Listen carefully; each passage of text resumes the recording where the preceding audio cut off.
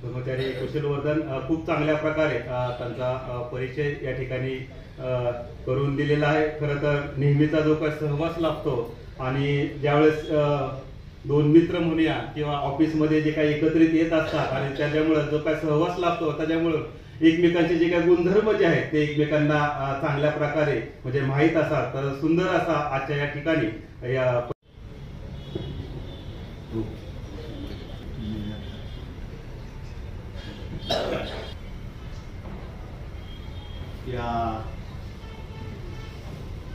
बुद्धानुस्मृती या विहाराचे चेअरवुमन आदरणीय धर्मचारिणी शीलवती, या कार्यक्रमाचं सूत्रसंचालन करणारे माझे बंधू धर्मचारी सिद्धिसागर, उपस्थित सर्व धर्मचारिणी, धर्मचारी, धम्ममित्र बंधू आणि भगिनींनो, सर्वांना मैत्रीपूर्ण जय भीम, जय भीम, जय भीम, नमो बुद्धाय। तर सुरुवातीलाच मी आजच्या या शुभ दिनी 69व्या धम्मचक्र प्रवर्तन दिनाच्या तुम्हा सर्वांना हार्दिक शुभेच्छा।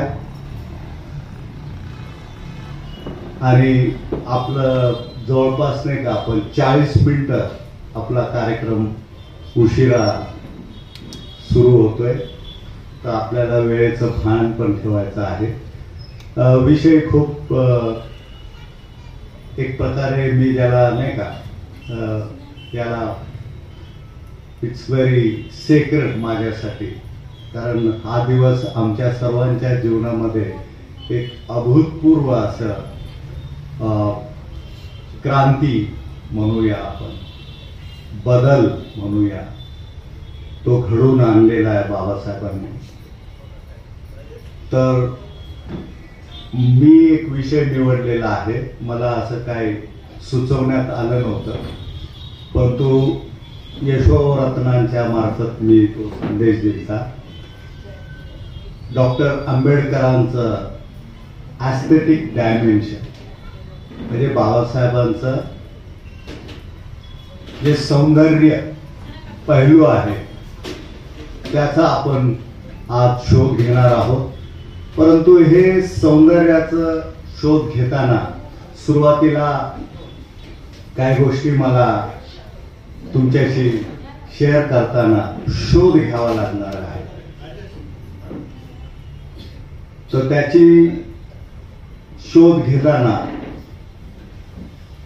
हे मोठं जिकिरीचं काम आहे। म्हणजे बाबासाहेब एक असा विषय आहे आणि खास करून आजचा दिवस जो आहे त्याचं पावित्र्य आपण आणि त्या विषयाला मला ते जोडण्याची संधी पण प्राप्त झालेली आहे। तर ॲस्थेटिक डायमेन्शन म्हटल्यानंतर बाबासाहेबांचा सौंदर्यात दृष्टी आपण म्हणू शकतो किंवा पैलू म्हणू शकतो। तर खरंच तसं आहे का केवळ असं मोगम का बाबासाहेबांच्या नावानं एखादा पैलूला धरून आपण जे काही सुपरफिशियल नाही का चर्चा करतो, वरवरची चर्चा करतो, तर हे एस्टॅब्लिश करणं,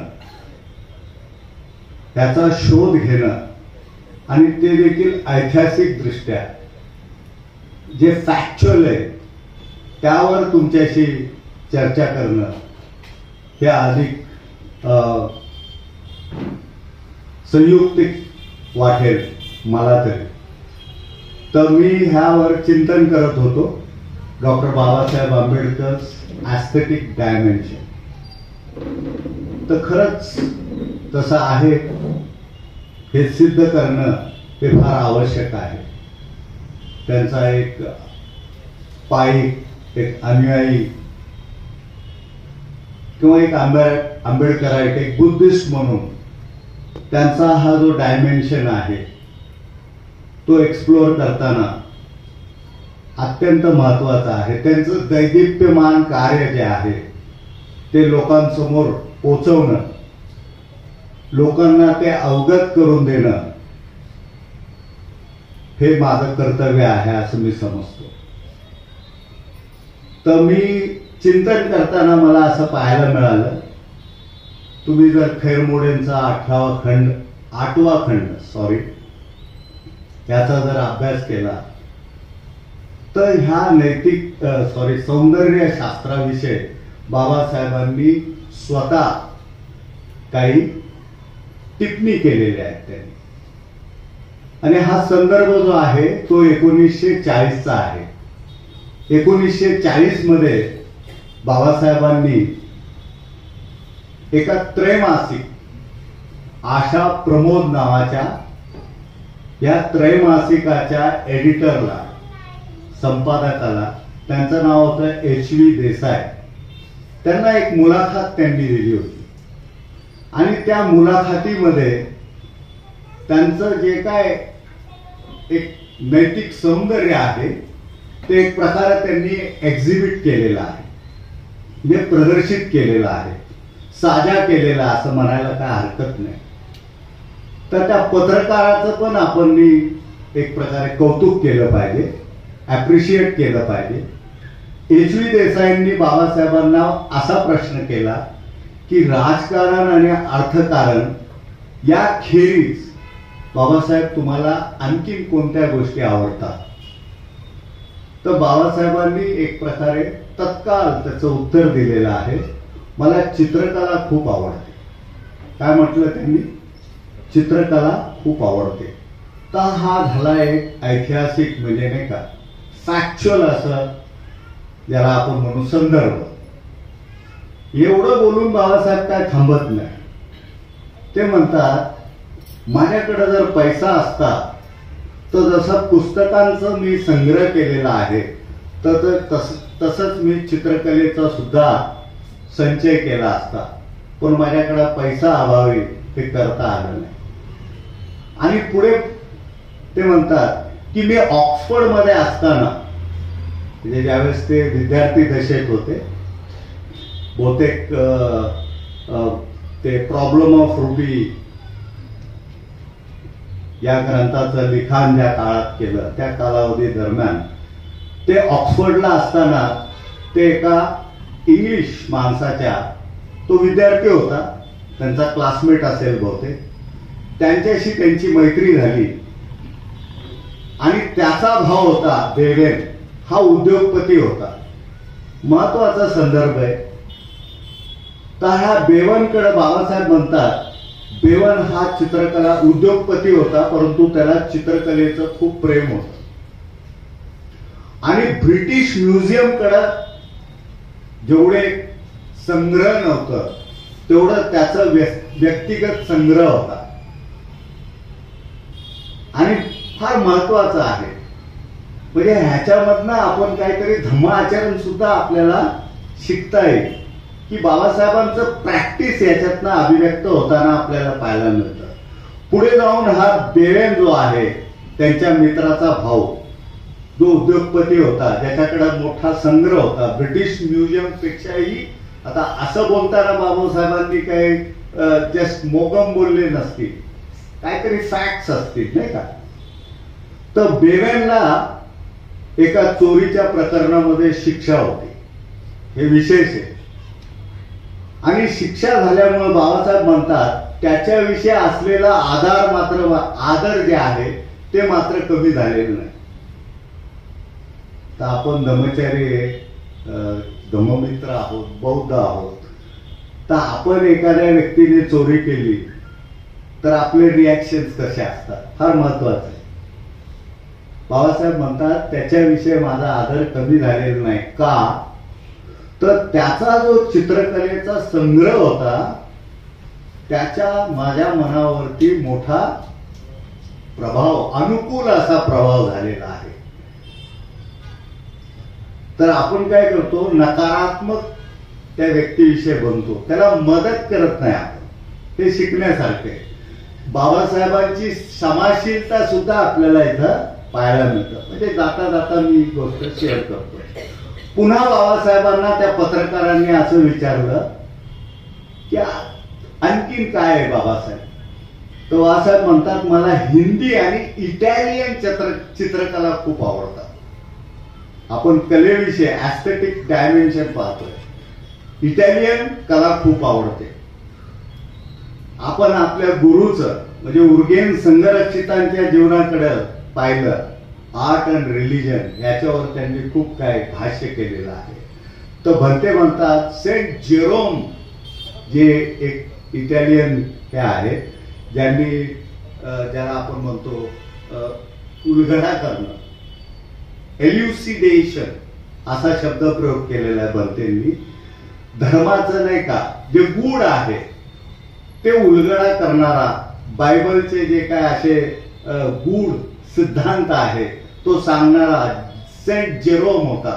त्या सेंट जेरोमला बघून भंते खूप आकर्षित झाले आणि भंतेंना सुद्धा या इटालियन चित्रकलेचा त्यांच्या मनावर खूप मोठा प्रभाव झालेला आहे. तर हा जो क्रिएटिव्ह आस्पेक्ट आहे बाबासाहेबांचा ते आपल्याला इथं पाहायला मिळतं. म्हणजे एक साम्य पाहायला मिळतं भंते आणि बाबासाहेबांना. दोघांना इटालियन चित्रकलेने काय केलेलं आहे, प्रभावित केलेलं आहे. आणि त्या बेवनचे चित्रकला जे आहे तो संग्रह पाहून बाबासाहेब म्हणतात माझ्या मनावर अनुकूल असा परिणाम झालेला आहे. त्यामुळं त्या माणसाविषयी द्वेष किंवा अनादर माझ्या मनामध्ये निर्माण झालं नाही. उलट पक्षी त्याला मी आदर करतो. हा एक भाग. पुन्हा मग एक सूत्र आपल्याला पाहायला मिळतं त्या मुलाखतीमध्ये. बाबासाहेब म्हणतात की एका ठराविक ठशाने, महत्वाचं आहे याच्यातनं मी काय करतोय, ट्रेस करतोय बाबासाहेबांमधल्या असलेल्या त्या कलेचा जो ट्रेस म्हणतो आपण, ते ट्रेस करण्याचा मी प्रयत्न करतोय. बाबासाहेब म्हणतात की एका ठराविक ठशाने जर माझी खुर्ची कोणी बनवणार असेल, हे प्रिन्सिपल आहे, तर मला ते आवडणार नाही. एका ठराविक ठशाने बघा खुर्चीचा त्यांनी एक रूपकात्मक त्यांनी सांगितलेलं आहे. तर एका ठराविक ठशाने जर कुणी माझ्या खुर्ची बनवणार असेल तर ते मला आवडणार नाही. I would like my chair to be something different. आलं लक्षात? तर हा विजन आहे बाबासाहेबांचा.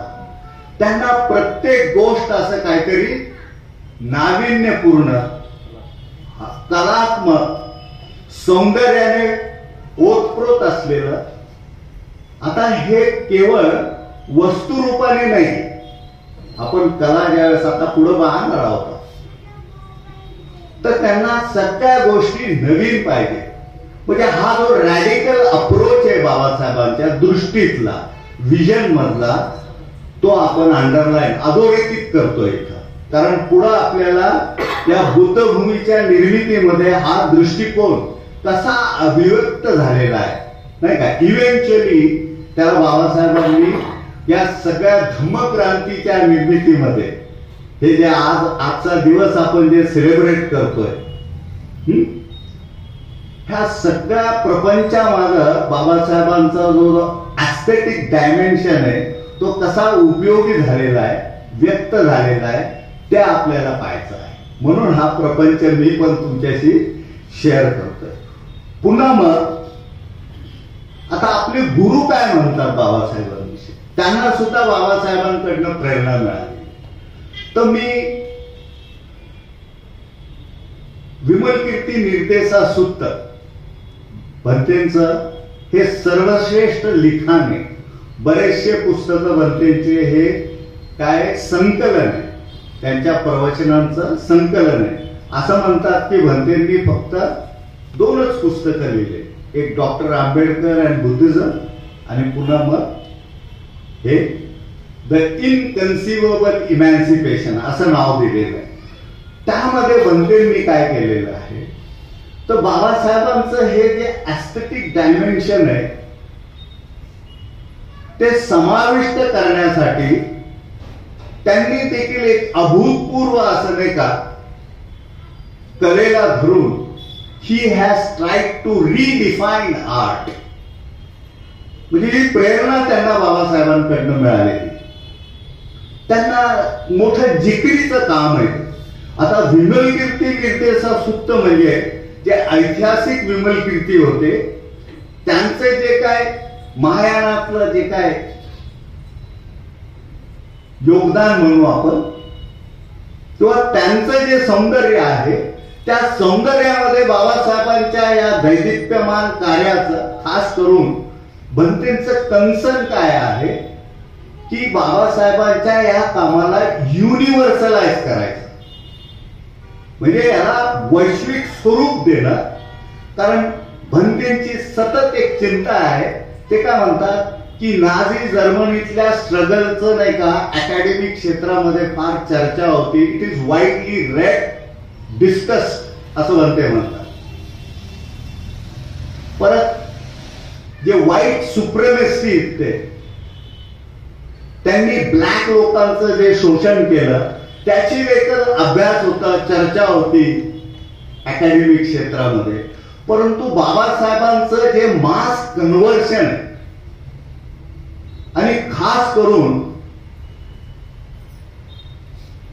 या व्यवस्थेविरुद्ध लढून त्याच्यावर मात करून हे जे बाबासाहेबांनी सगळं अचीव केलेलं आहे, विशेषतः धम्मक्रांतीच्या माध्यमातून ह्या गोष्टी जगापर्यंत पोहोचवणं हा बाबा भंतेंचा एक नाही का.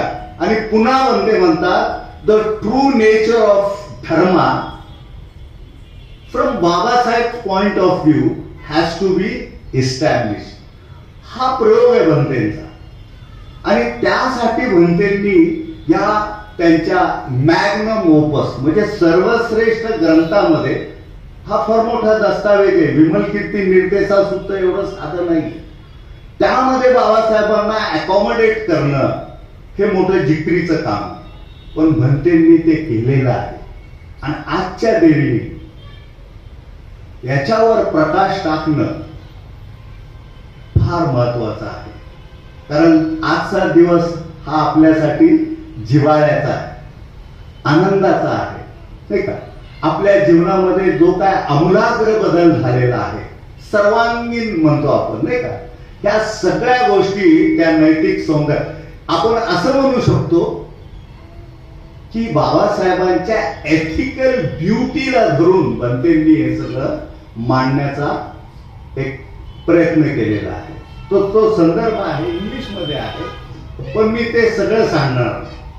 फक्त जे महत्वाचं आहे ते मी इंग्लिशमध्ये पण सांगणार, जाणीवपूर्वक, आणि मराठीमध्ये सुद्धा सांगणार. काय म्हणतात भंते तर की संपूर्ण डायमेन्शन जे आर्टचं ही has tried to redefine it, म्हणजे पुनर्परिभाषित करण्याचं काम केलेलं आहे.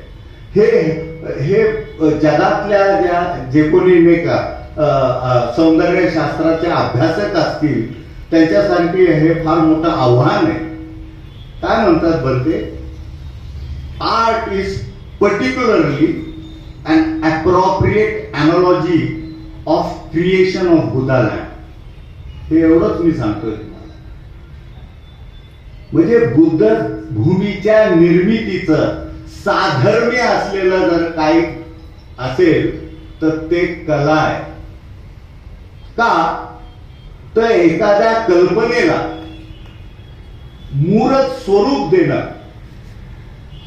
आणि सुसंवाद आणि सामंजस्य त्यामध्ये निर्माण करणं, एखाद्या कल्पनेला आयडिया त्याला मूर्त स्वरूप देणं त्यामध्ये समावलेलं आहे त्या बुद्धभूमीच्या निर्मितीमध्ये. अशा प्रकारे भंतेंनी सुरुवात केलेली आहे. आणि पुन्हा ते म्हणतात बुद्ध बोधिसत्व उच्च अर्थाने ज्यावेळेस बुद्धभूमीची निर्मिती करतात त्यावेळेस ते हेच करत असतात. When he sets out to build a Buddha land. आता आपल्याला पाहायचं आहे की कसं बुद्धभूमीची निर्मिती बाबासाहेबांनी केलेली आहे. आणि हे जे सिद्धांत आहे हे केवळ एखाद्या आर्टिस्टच्या जीवनामध्येच लागू होतं असं नाही, तर सर्वसामान्य माणसाच्या जीवनामध्ये सुद्धा हा सिद्धांत ऍप्लिकेबल आहे असं बनतेंना म्हणायचं. का तर आपण दैनंदिन जीवनामध्ये वैचारिक आदान प्रदान करतो, कर्म करतो आणि या कर्माचा पर्यावरणावर काही ना काय परिणाम होत असतो. तो परिणाम नकारात्मक असू शकतो, सकारात्मक असू शकतो, म्हणजे विधायक असू शकतो. तर भंते म्हणतात कलेचा संबंध विधायकतेशी आहे, क्रिएटिव्हिटीशी आहे. अशा प्रकारे सुरुवात करून मग थेट दुसरे एक साधर्म्य अॅनॉलॉजी म्हटलेलं आहे. तर त्या अॅनॉलॉजीला भंतेंनी शेअर केलेलं आहे, ज्याच्यामध्ये बाबासाहेब सामावले. बाबासाहेबांचं सगळं कार्य मी बघतो. माझं जो मी दलित पॅन्थर मध्ये होतो, तिथून माझ्या तरुणपणात ज्यावेळेस मी विद्यार्थी दशेत होतो, तर मी हा अनुभव घेतलेला आहे. आपण बाबासाहेबांना कसं छिन्न विच्छिन्न करून पाहतो, म्हणजे सेगमेंट्स मध्ये पाहतो, असं बायफर्केट करतो, पॉलिटिकल, सोशल, नाही का. समग्र बाबासाहेबांना पाहण्याचं भंतेंनी इथं एक प्रकारचं काय केलेलं आहे, त्यांची जिज्ञासा आहे. एक बोधिसत्वाने दुसऱ्या बोधिसत्वाचा ठाव घेण्याचा प्रयत्न केलेला असं म्हणायला कायच हरकत नाही. कारण मी नाही करू शकत. ती सौंदर्याची दृष्टी भंतेला प्राप्त आहे. त्या चित्ताकडे पाहण्याची जी क्षमता आहे, ऊर्जा आहे, ते भंतेला प्राप्त आहे. तर भंते म्हणतात अनदर क्लोज अॅनॉलॉजी. हे मी पूर्ण इंग्लिश मध्ये तुम्हाला शेअर करणार आहे, याचा इम्पॅक्ट मोठा आहे. Another close analogy of building Buddhaland is the art of statesmanship. Statesmanship म्हणजे जो राजनीतिज्ञ आहे. दुसरा एक शब्द मी शोधला, मुत्सुद्देगिरी. आता हा राजनीतिज्ञ कोण असेल? नेमका त्याने बौद्ध धर्मासाठी असं काही योगदान दिलं, हे सगळं म्हणजे चिकित्सेचा विषय आहे. पण मला जे आकलन झालंय, another close analogy of building Buddhaland is the art of statesmanship. There is difference between politician and statesman, हे लक्षात घ्या. The laying down of law which makes possible the development of a positive and harmonious society is certainly one of the arts in a broader sense. म्हणजे नेमकं भंतेंनी बाबासाहेबांना काय केलेलं आहे, निचोड म्हणतो ना आपण, त्याचा इसेन्स बाबासाहेबांच्या जीवनातला, त्यांच्या कार्याचं एका जस्ट स्टेट्समॅनशिप मध्ये त्यांनी ते समाविष्ट करण्याचा प्रयत्न. लेईंग डाऊन ऑफ लॉ म्हणजे असा कलाकार ह्या ज्यांनी सामंजस्यपूर्ण विधायक समाज निर्माण करण्यासाठी कायदा प्रस्थापित केलेला. आता कायदा प्रस्थापित करणं म्हणजे काय साधी गोष्ट नाही, ते एक टेस्टमनी आहे आपल्याकडे. ते म्हणजे आपलं भारतीय संविधान. आता संविधानावर आपण सगळेच बोलतो, पण बाबासाहेबांच्या विधायक मनोअवस्थेची ती अभिव्यक्ती आहे हे बऱ्याच लोकांना ठाऊक नाही, है ना. 6,743 जातींना एकत्र आणणं. बघा सगळीकडे काय चाललेलं आहे, तुम्ही सगळे सुज्ञ लोक आहेत. आणि विशेष करून एक सेक्युलर समाज, आता त्याच्यावर आपल्याला यायचंय. ज्या समाजाने जातीग्रस्त समाज आहे, भंतेंनी त्यांच्या भाषेमध्ये डायबॉलिकल सिस्टम म्हटलेले. जर तुम्हाला खऱ्या अर्थाने बाबासाहेबांचं महत्व समजून घ्यायचं असेल तर भंते त्यांच्या पाश्चिमात्य लोकांना आव्हान करतात, you need to, it is necessary to know the diabolical system. म्हणजे ही जी राक्षसी व्यवस्था आहे ज्याच्यावर मात करून बाबासाहेबांनी आजचा हा जो दिवस आहे धम्मचक्र प्रवर्तनाचा, तो त्यांनी अचीव केलेला आहे, हे त्यांचं महत्व आहे. आणि पुन्हा ते म्हणतात की व्यापक अर्थाने मी त्या शब्दाचा काय केलेला आहे, एक प्रकारे परिभाषित केलेला आहे. आता हे महत्वाचं आहे. The law giver impinges with the word in accordance with a certain idea, a certain pattern which he quite consciously realizes. म्हणजे हा जो लॉ गिव्हर आहे, ज्यांनी आपल्याला कायदा दिले, म्हणजे संविधान दिले, थोडक्यात आपल्याला समजण्यासाठी, आपण त्या ह्याच्यात जायचं नाही. तर हा लॉ गिव्हर इम्पिजेस मध्ये तो झुंज देतो, तो संघर्ष करतो, लढा देतो. कशासाठी? त्याच्यामध्ये जो एक आयडिया आहे, पॅटर्न आहे. पॅटर्न म्हणजे नमुना. पॅटर्न मेकर्स असतात. बिल्डिंग बनवताना सुद्धा ते पहिलं पॅटर्न बनवतात. एखादं मशिनरी बनवताना पॅटर्न बनवतात. Certain idea, certain pattern. आता इथं आपल्याला चिंतनाची आवश्यकता आहे. What is that certain idea, what is that pattern? तर ती आयडिया काय होती? ती आयडिया होती धम्मराज्याची. ती आयडिया होती बुद्धभूमीच्या निर्मितीची. ती आयडिया, ती पॅटर्न काय होती की अशी व्यवस्था, समतामूलक समाज निर्माण करण्याची. आपण खूप बोलू शकतो याच्यावर, पण मी जस्ट तुम्हाला ब्रीफली हे सांगतो की असा समाज, एक मॉरल ऑर्डर निर्माण करणं आणि खास करून इथल्या कन्व्हेन्शनल सोसायटीला रूपांतरित करणे. म्हणजे जे पारंपरिक हेरिडिटरी क्लास ज्याला म्हणतो आपण, हे जे डायबॉलिकल सिस्टम ज्याला भलतेंनी म्हटलेले, बाबासाहेबांच्या भाषेमध्ये त्यांनी त्याला हॉरी इन्स्टिट्यूशन म्हटलं. हॉरी म्हणजे जर्जर झालेली, जुनाट अशी कुजलेली व्यवस्था आहे. या व्यवस्थेला बदलण्याचं काम केलेलं आहे. पण मनात, त्यांच्या चित्तामध्ये मात्र काय आहे? क्रिएटिव्हिटी, सौंदर्य आहे. आणि तेच त्यांचं ऍस्थेटिक डायमेन्शन आहे. मग ही व्यवस्था कशी होती, ज्याला बाबासाहेब बदलू इच्छित होते, हे पाहणं संक्षिप्त, जस्ट स्पर्श करणं आवश्यक आहे. आपल्या सर्वांना माहिती आहे की आपण अनटचेबिलिटी विषय खूप ऐकले. म्हणजे काय? अस्पृश्यता. खरंच फक्त अस्पृश्यता आहे का?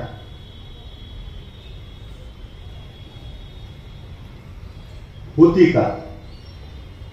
तर आपण बाबासाहेबांचा संदर्भ पाहणं, व्हॉल्यूम 5चा जर तुम्ही अभ्यास केला, बघा बाबासाहेबांचं किती मोठं योगदान आहे.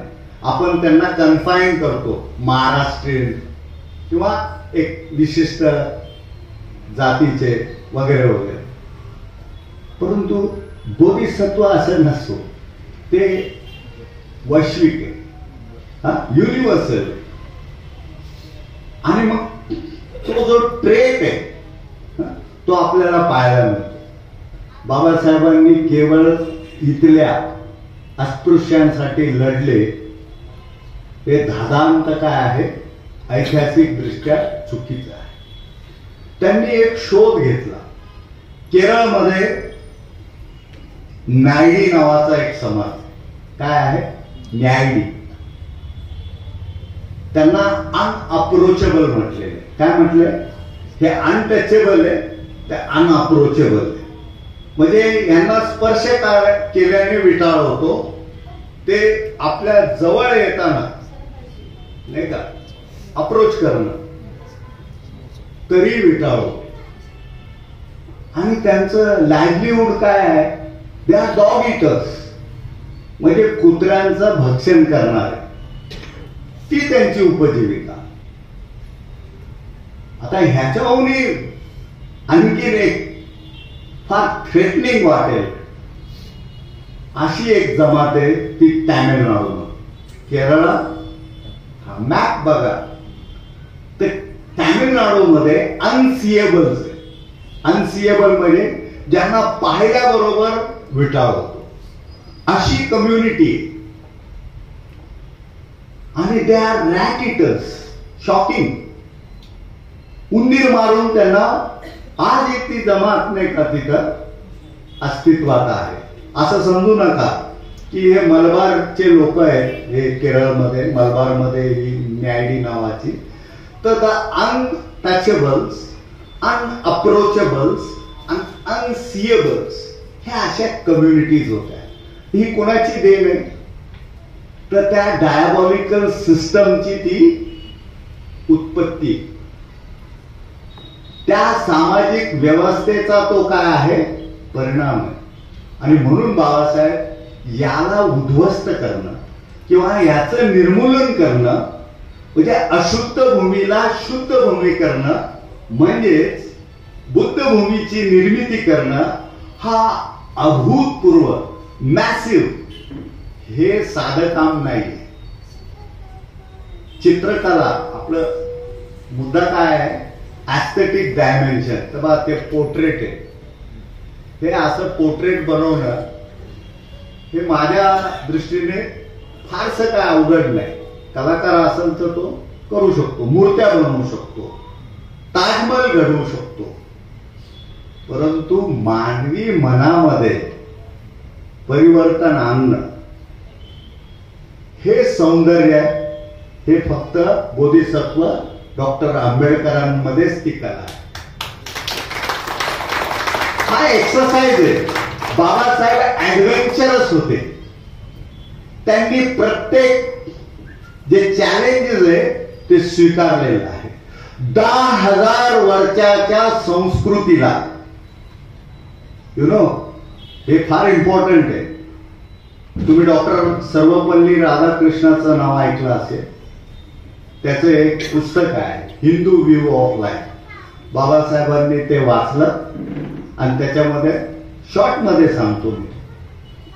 तो म्हटला की अनेक आक्रमण झाले आमच्या सिव्हिलायझेशनवर, आमच्या संस्कृतीवर अनेक इन्व्हेजन झाले, आक्रमण झाले परकीय.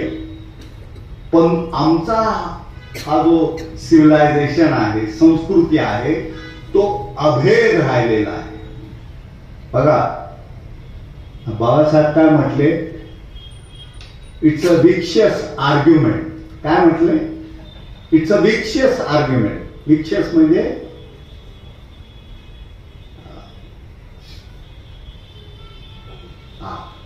म्हणजे हा जो युक्तिवाद आहे तो कसा आहे? चातुर्याने भरलेला आहे. दुष्ट युक्तिवाद. That's the appropriate word. राधाकृष्णनचं जे म्हणणं आहे की आमची संस्कृती अभेद आहे. बाबासाहेब म्हणतात की एखादी संस्कृती 100 वर्ष सुद्धा टिकून राहिली, हजारो वर्ष टिकून राहिली, survival cannot be the proof. हा आर्ग्युमेंट आहे बाबासाहेबांचा. पुढे म्हणतात एखादा माणूस भीक मागून सुद्धा 100 वर्ष जगू शकतो, गुलाम म्हणून पण तो शेकडो वर्ष जगू शकतो. तर प्रश्न असा आहे म्हणतात Babasaheb, what is the plane on which he survive. कुठल्या स्तरावर तो जगला? भीक मागून जगला, गुलामी करून जगला, का शरण पत्करून जगला, और ही लिव्ड अ ग्लोरिफाईड लाईफ. येते तर अशा या संस्कृतीला आव्हान देणं आणि बुद्धभूमीची निर्मितीची नांदी रोवणं, यालाच आपण आजचं दिन म्हणजे धम्मक्रांती म्हणूया, Dhammachakra Pravartan, revival of Buddhism. आणि दुसरं असं कोणी करू शकत नाही. म्हणून बनतेंनी त्याला काय केलंय? त्यांच्या त्या विमल कीर्ती निर्देशा सूत्रामध्ये त्याला बनतेंचं देखील मी पुनर्नोंदन करतो की त्यांनी जर ते केलं नसतं तर कदाचित मला ते कळलं पण नसतं. हा बाबासाहेबांचा जो पैलू आहे ऍस्थेटिक, तो कळला नसता. तर ह्या व्यवस्थेला बदलण्याचं काम बाबासाहेबांनी केलं. पुन्हा मग आणखी स्वच्छ. काय म्हणतात Babasaheb? I am disgusted of this religion. म्हणजे या सामाजिक व्यवस्थेचा मला तिटकारा आहे, किळसवाणी वाटतो. My quarrel is much more fundamental. It is not only about their social conduct. Analysis of caste. सुरुवात अशी केलेली, म्हणजे मला तिटकारा आलेला आहे, किळसवाणी वाटते. लोक उंदरं मारून खातायत, कुणी कुत्रं मारून खाताय, कुणाला तुम्ही अस्पृश्य म्हणता. तर ही गोष्ट बाबासाहेबांनी वेगळ्या पद्धतीने मांडण्याचा प्रयत्न केलेले. ते काय म्हणतात बघा, we are tired too of the arts within our civilization when they express the sick mind and the diseased imagination. We want everything to be new. काय म्हणतात की ह्या संस्कृतीमध्ये, या सभ्यतेमध्ये जे काय अनिष्ट आहे, कलेच्या माध्यमातून जे काय अभिव्यक्त झालेलं आहे, ते काय आहे? विकृत मनातून उत्पन्न झालेलं आहे. तुम्ही बघताय काय काय आहे. आता मी हे वेगळं सांगायला नको. आज आपलं हे सुंदर पूजास्थान आहे, ते देखील बाबासाहेबांची देण आहे. हे विजन, ही क्रिएटिव्हिटी माझ्यामध्ये आली, कारण ही मक्तेदारी होती. एका विशिष्ट वर्गाची ती कलेचं संवर्धन करणं, एका विशिष्ट वर्गाची मक्तेदारी, एका विशिष्ट वर्गाने शिक्षण घेणं, एका विशिष्ट वर्गाने नाही का रक्षण करणं, व्यापार करणं आणि मिनी सेवा करणं. काय म्हणतात Babasaheb? Caste system is a theft of dignity. हे सिस्टम जे आहे, it is theft of dignity, it is theft of pride, it is theft of work, it is theft of my human life. म्हणजे ही व्यवस्था कशी होती? तुमच्या आत्मसन्मानावर डागा राहणं, तुमच्या संधी, प्रत्येक प्रकारची जी अपॉर्च्युनिटी आहे, शिक्षण घेणं, उच्च शिक्षित होणं, या सगळ्यावर टाकलेला तो धोरणा आहे. आणि अशा व्यवस्थेला फक्त या 3 कम्युनिटी नाही, भामटा आहे, उचल्या आहे, नाही का, पारध्या आहे. हे मी का सांगतोय? कारण या व्यवस्थेमध्ये बुद्ध रुजवणं, ते मूल्य रुजवणं, हे बाबासाहेबांचं काय आहे? Aesthetic dimension. एखाद्या कॅनव्हसवर पिकासोचं नाव तुम्ही ऐकलं असेल. लाखो पाऊंड मध्ये त्याचं चित्रकला विकले जायचे, बरोबर आहे ना?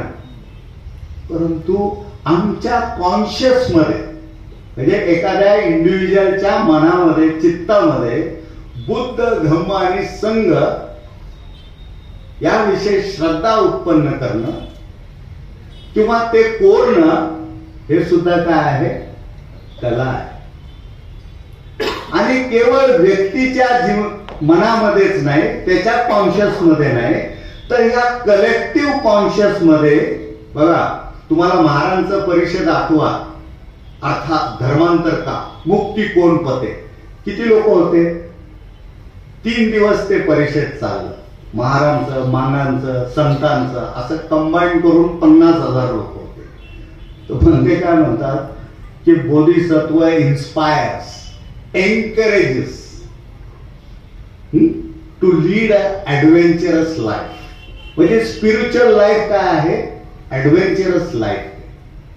तर ही नांदी जी आहे, ही बाबासाहेबांनी हे मगाशी म्हटले की 21 वर्षानंतर धर्मांतर झालं. तर 21 वर्ष बाबासाहेबांनी ह्या सर्व लोकांबरोबर काम केलेले. डॉग इटर्स, रॅट इटर्स, ह्या सगळ्यांना समता, स्वातंत्र्य, बंधुता आणि न्यायावर आधारित एक अनुकूल परिस्थिती निर्माण करून दिली. आणि ही अनुकूल परिस्थिती कशासाठी दिली हे सुद्धा बाबासाहेबांचं नाही का एक विजन आहे. 17वा खंड जर तुम्ही वाचला, पार्ट 3, काय म्हणतात Babasaheb? Our battle is not for power. म्हणजे आमचा हा जो लढा आहे तो सत्तेसाठी नाही.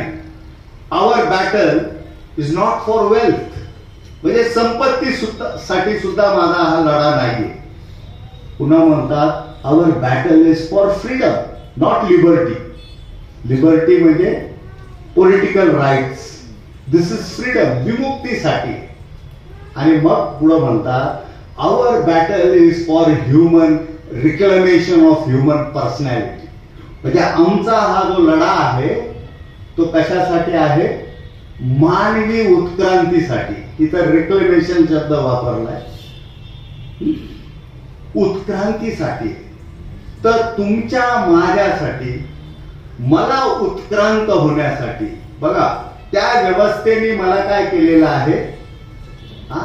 स्कटल केले. स्कटल मीन्स मुरडणं. म्हणजे तुम्हाला श्वासाचा कोंडमा राहून तुम्ही अशा पिढ्या या व्यवस्थेने गिळंकृत केलेला आहे. मात्र तुम्हाला मला या सौंदर्याच्या माध्यमातून, रिवायवल ऑफ बुद्धिझमच्या माध्यमातून बाबासाहेबांनी आपल्याला ते सौंदर्य प्राप्त करून दिले. आणि हे बाबासाहेबांचं ऍस्थेटिक डायमेन्शन. पुन्हा नेमकं बाबासाहेबांना काय अभिप्रेत होतं? जर त्यांना सत्ता नको होती, संपत्ती नको होती, व्हॉट एल्स? मग काय पाहिजे होतं? 3 गोष्टी माझ्या मध्ये आहेत. एक म्हणजे त्यांना मानवी जे पोटेन्शियल, म्हणजे तुमच्यामध्ये माझ्यामध्ये असलेलं जे पोटेन्शियल आहे, जी क्षमता आहे, एक नव्या प्रकारचा माणूस बाबासाहेबांना अभिप्रेत होता. प्रबुद्ध माणूस त्यांना घडवायचा होता. त्यासाठी त्यांना एक एन्व्हायरमेंट तयार करायचं, नवीन व्यवस्था. त्यांना ही व्यवस्था उद्ध्वस्त करून, म्हणजे अशुद्ध भूमीला शुद्ध भूमीमध्ये रूपांतरित करून तुम्हाला मला प्रबुद्ध होण्यासाठी काय करायचं होतं? एक विधायक परिस्थिती त्यांना निर्माण करून द्यायचं होतं. कारण ते काय म्हणतात? Cultivation of mind is the ultimate aim of human existence. म्हणजे केवळ मला असं पोट भरणं आहे हा माझा धंदा नाहीये. मला बुद्ध निर्माण प्राप्त करणं. आता काही लोकांना हे धक्कादायक वाटत. तुम्ही 18वा खंड भाग 3 जर वाचला तर त्यामध्ये स्पष्ट म्हणतात बाबासाहेब, प्रत्येक माणसाने या जन्मी निर्वाण प्राप्त केला पाहिजे. म्हणजे आपल्यासाठी त्यांनी गोल सेट केले. He doesn't want me to be a engineer, doctor, etcetera etcetera. He wants me to be a Buddha, a enlightened human being. अशा अर्थाने आपण ते पाहू शकतो. हे माझं इंटरप्रिटेशन आहे, तुम्ही कदाचित सहमत नसाल. तर हे जे सौंदर्य आहे ते बाबासाहेबांचं ऍस्थेटिक डायमेन्शन. कलेक्टिव्ह कॉन्शियसनेस मध्ये बुद्ध, धम्म आणि संघ रुजवणं, त्याला पुनर्जीवित करणं आणि मला आणि तुम्हाला बुद्धत्व प्राप्त करण्यासाठी मार्ग प्रशस्त करणं, तशा प्रकारची व्यवस्था निर्माण करणं, हार्मोनियस सोसायटी निर्माण करणं, हा उद्देश बाबासाहेबांचा. आणि आजचा दिन जो आहे धम्मचक्र प्रवर्तन दिन, हा केवळ नाही का आपण बाह्य रूपाने न पाहता की मला बोलवलं, त्रिशरण पंचशील मी ग्रहण केलं आणि मी परिवर्तित झालो, इज इट सो? असं आहे का? ते नाही. तर कल्चरल रेव्होल्युशन आणलं बाबासाहेब. सांस्कृतिक एक रॅडिकल अप्रोच आहे बाबासाहेब.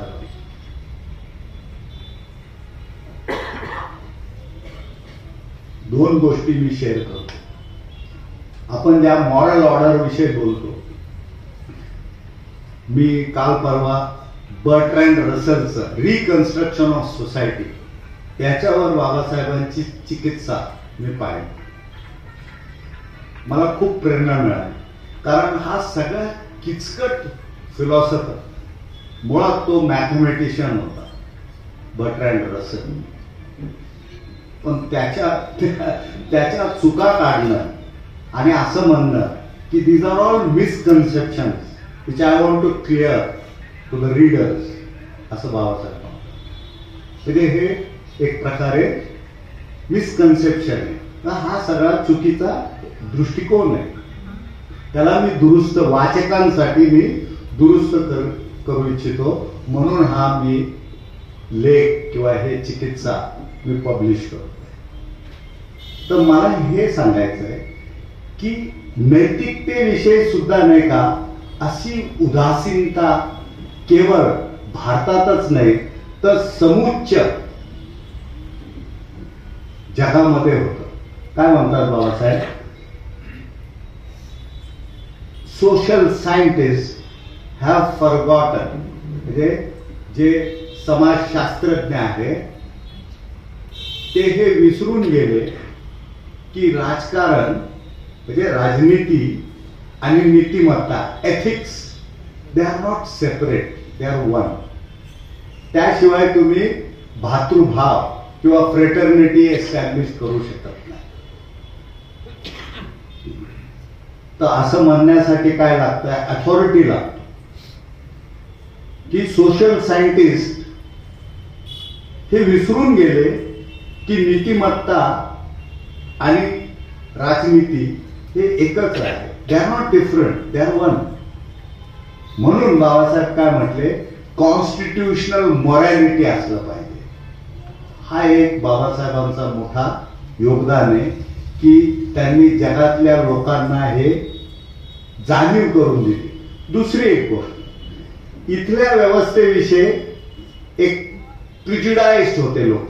ते म्हणायचे, कधी म्हणायचे ते स्लेव्हरीपेक्षा वेगळं नाही, हे स्लेव्हरीच आहे. कधी म्हटले हे वर्णभेद आहे वगैरे वगैरे.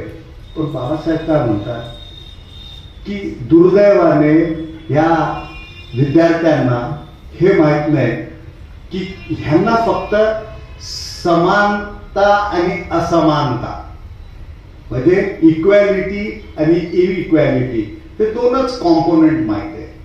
पण they do not know there is something called as graded inequality. म्हणजे या व्यवस्थेमध्ये काय आहे, श्रेणीबद्ध असमानता आहे. आणि श्रेणीबद्ध असमानता असल्यामुळं आपली एकात्मता काय होते, डिसइंटिग्रेट होतो. आपण नेशन म्हणून बिल्ड होत नाही. हा 49चा जो बाबासाहेबांचा संविधान सभेतला जर तुम्ही पाहिलं भाषण तर त्यामध्ये हे आलेले. तर ह्या सगळ्या गोष्टींवर बाबासाहेबांनी काय केलेलं आहे, हे झालं दुसरा. तिसरं एक बाबासाहेबांनी केलेलं आहे ते म्हणजे तुम्ही जर काय ते स्टेट्स अँड मायनॉरिटीज त्याच्यामध्ये हे संदर्भ आलेला आहे. ते म्हणतात हे जे सगळे कॉन्स्टिट्युशनॅलिस्ट म्हणजे जे संविधान निर्माते जेफरसन, थॉमस जेफरसन उदाहरण, अमेरिकेचं त्यांनी संविधान बनवलं. तर असे दिग्गज लोकांना ते बाबासाहेब म्हणतात की दे आर ऑल अँटी, म्हणजे हे सगळे पुराणमतवादी, यांचा समज चुकीचा आहे. दे शुड रिअलाइज, आणि विशेष करून भारताला ते प्रेरित करतायत की आपण नव्याने स्वतंत्र झालोय आणि आपलं संविधान लिहिताना ही चूक आपण नाही केली पाहिजे जे अन्य लोकांनी केले. आरोप काय आहे की बाबासाहेबांनी प्लेगरिझम म्हणजे कॉपी करणं, दुसऱ्याचं उसणं घेणं, एक प्रकारे चोरून ते पब्लिश करणं. त्याचं उत्तर आहे ते म्हणतात की constitution is not merely a political structure.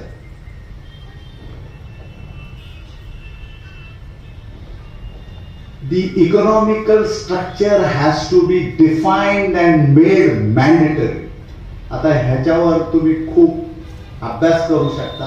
असं बोलण्यामागचा त्यांचा उद्देश काय, का तर त्यांना केवळ वन मॅन वन वोट नको होतं, तर त्यांना वन मॅन वन व्हॅल्यू.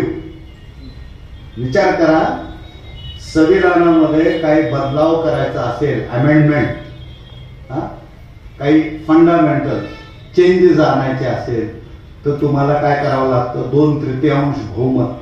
आणि तीच गोष्ट जी आर्थिक धोरण आहे ते काय होतं, आता कुणी आला तो आपल्या मनानुसार, आपल्या त्या विचार धोरणानुसार सगळं चेंजेस करतो.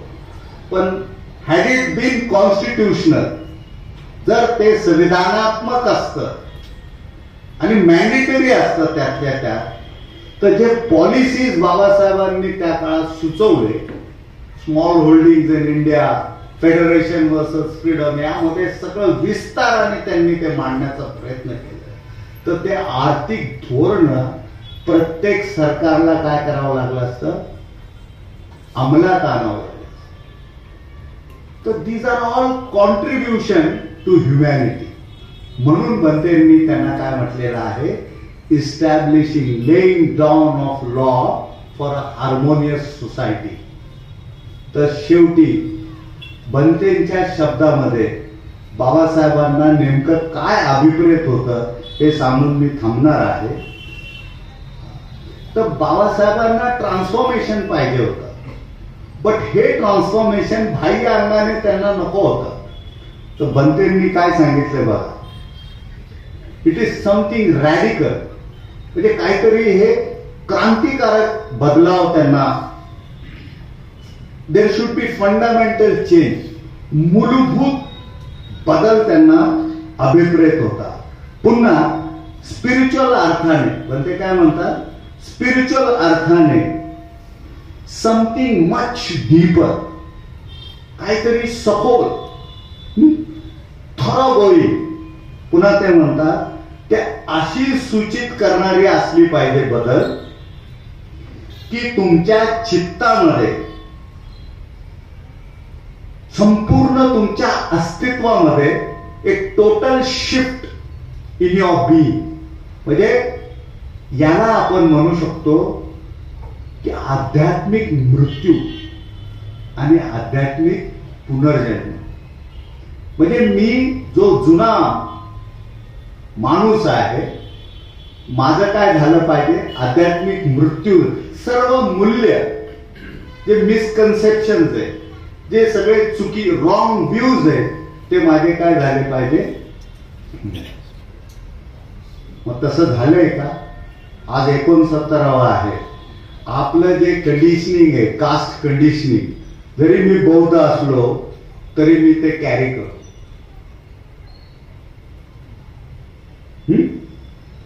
मग त्यामध्ये कुठं सौंदर्य, विद्रुपीकरण येते, सिक माइंड, म्हणजे विकृत मनाची ही काय आहे, उत्पत्ती आहे. तो अमुक, तो तमुक, तो तिथला, तो त्या प्रांतातला, नाही का, तो त्या भाषेतला. We are all human beings असं ऍड्रेस केलेलं आहे. आपलं जे कॉन्शियसनेस आहे ते कॉमन, आणि त्या कॉन्शियसनेस मध्ये बाबासाहेबांना काय पाहिजे, बदलाव पाहिजे. He wants to change the consciousness. आणि म्हणून बाबासाहेबांचं जे कॅनव्हस आहे, कॅनव्हस म्हणजे ज्याच्यावर आपण रंगवतो, ते कॅनव्हस म्हणजे मानवी मन. त्या मानवी मनाला उत्क्रांत करणं आणि बुद्धत्वाच्या मार्गाने आपली जी ऊर्जा आहे ती प्रवाहित करणं, हा बाबासाहेबांचा अल्टिमेट काय होता, विजन. म्हणजे मला ते एक मैत्रेबोधी धमक असं नको आहे त्यांना. He wants me to be enlighten. हा गोल बाबासाहेबांनी या दिनी आपल्याला दिलेला आहे. And that is Dhammachakra Pravartan. Cultural सगळ्या प्रकारचं रिफॉर्मेशन, काही ठेवलेलं नाही. आणि शेवटी बनतेंनी काय सांगितलेलं आहे फार सुंदर, अ रेव्होल्युशन म्हटलेलं आहे याला, या धम्मक्रांतीला, a revolution that effects from the depth and to the height of individuality. म्हणजे आपल्या व्यक्तित्वाच्या अंतस्थापासून आपल्या उंची, म्हणजे आपली जी बुद्धिमत्ता आहे, या सगळ्यांना प्रभावित करून त्याच्यामध्ये आमूलाग्र बदल करणं, क्रांती घडवणं, याला बनतेंनी बदलाव सांगितलेला आहे. आणि हा बदलाव बाबासाहेबांना अभिप्रेत होता. त्यासाठी त्यांनी ह्या सगळ्या 10,000 वर्षाच्या संस्कृतीला, अशुद्ध भूमीला शुद्ध करून बुद्ध भूमीची निर्मिती करण्याचा हा जो अभूतपूर्व, अनप्रेसिडेंटेड, युनिक, ही जो मॉडर्न बोधिसत्व, ते काय असं म्हणजे शाळेला न गेलेले असे व्यक्ती नाही, ज्याला आपण म्हणतो हायली इंटेलेक्च्युअल, विद्वत्ता, प्रज्ञासूर्य म्हणतो आपण, तर त्यांना अशा साध्या गोष्टी नको आहे. तर आपण प्रिन्सिपली या गोष्टीला पाहायला पाहिजे असं मला वाटतं. एक तासाभरामध्ये हे एवढं सोपं नाही, कारण मोठा विषय आहे नाही का. विशेष करून त्या जर तुम्ही कास्ट सिस्टमला स्वतंत्रपणे एक्सप्लोर केलं तर आपल्याला कळलं की काय बाबासाहेबांचं नाही का हिरोईक एफर्ट्स, बनतेच्या भाषेमध्ये, की हे बाबासाहेबांचं हिरोईक एफर्ट्स आहे मास कन्व्हर्शन. आणि एवढ्या अडथळ्यांवर मात करणं, पावलोपावली त्यांना ज्या प्रकारचं नाही का त्यांचं शोषण झालं, त्यावर मात करत करत धम्मक्रांती करणं, हे जगाला सांगणं, हा बनतेंचा काय आहे विजन. आणि मला वाटतं आजच्या दिनी बनते आणि बाबासाहेबांचं विशेष करून हा जो फार मोठा पोर्ट्रेट आहे, म्हणजे आपल्या देशाचं जर पाहिलं तर 1.4 बिलियन आपलं पॉप्युलेशन, तेवढे कॉन्शियस. तर ह्या कलेक्टिव्ह कॉन्शियसनेस मध्ये त्यांना बुद्ध, धम्म आणि संघ त्यांना कोरायचं आहे. तर हे काय साधं एक्सरसाइज नाही. तर त्यासाठी आपण सगळे कोण आहोत, अवलोकितेश्वराचे. आणि हे तेव्हाच शक्य आहे ज्या वेळेस आपण बाबासाहेबांच्या या धम्मक्रांतीला स्वतःमध्ये पहिलं काय केलं पाहिजे, you have to revive Buddhism in your own heart. म्हणजे आपल्या हृदयामध्ये आपण सुरुवातीला काय केलं पाहिजे, बुद्ध धर्म, आणि तरच ते आपण इतरांपर्यंत पोचवू शकतो. मला वाटतं मी तिथं थांबलं पाहिजे. तुम्हा सर्वांचं मी पुन्हा एकदा आभार मानतो. आणि बाबासाहेबांच्या या एथिकल ब्युटी, मी नेहमी म्हणत असतो, हे सौंदर्य जे आहे, या सौंदर्याला एक त्याच्यामध्ये एक फॅक्टर आहे, ते काय करतं, आपल्याला आकर्षित करत असतं. बनतेंनी खूप सुंदर ते सांगितलेलं आहे. मी तेवढं शेअर करतो आणि मी थांबतो. ते काय म्हणतात, एथिक्स जे आहे ते फक्त डूज अँड डोंट्स नाही, म्हणजे हे करा ते करू नका असं नाही. Ethics is basically a question that attracts you, म्हणजे आपल्याला आकर्षित करतं आदर्शाप्रती. तर आपला आदर्श काय आहे, तथागत आहे, बुद्धत्व आहे नाही का, बोधिचित्त आहे. तर हे आयडियल जे आहे ते आपल्याला सतत काय करतं, आकर्षित करतं. आणि त्यांच्या चरणी आपल्याला आजच्या दिनी तब्बल 70 वर्षापूर्वी असं आपण म्हणू शकतो का, सप्तांग पूजा. तो 70 साल पहले बाबा साहब ने हमें ये सौंदर्य प्रदान किया है. तो इस सौंदर्य, let us celebrate this. Thank you. जय भीम. नमो.